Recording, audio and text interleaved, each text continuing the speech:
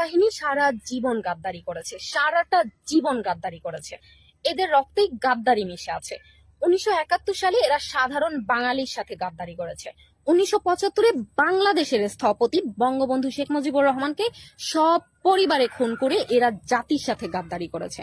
2024-এ এসে এরা স্বাধীনতার পক্ষের মানুষদের বুকে গুলি চালিয়ে রাজাকারদের পক্ষ নিয়ে জাতির সাথে আরো একবার গাদ্দারি করছে। সারা বাংলাদেশ আজকে কৃতজ্ঞ গোপালগঞ্জের কাছে। গোপালগঞ্জের কাছে আমরা সারা বাংলাদেশের মানুষ কৃতজ্ঞ।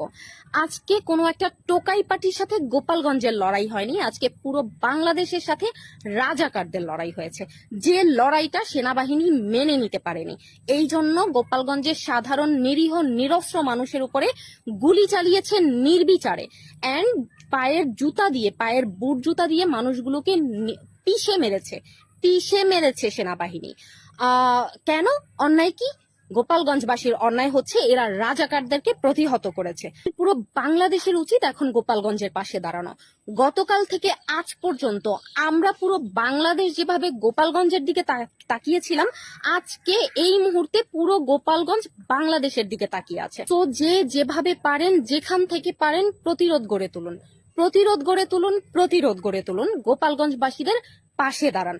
এই টোকাই পার্টি, এই লাগা পার্টি, এই ফেলু পার্টি যেন সুস্থ শরীরে গোপালগঞ্জ থেকে বের না হতে পারে, সেটার জন্য আমার তরফ থেকে, পুরো বাংলাদেশের তরফ থেকে আপনাদের কাছে রিকোয়েস্ট।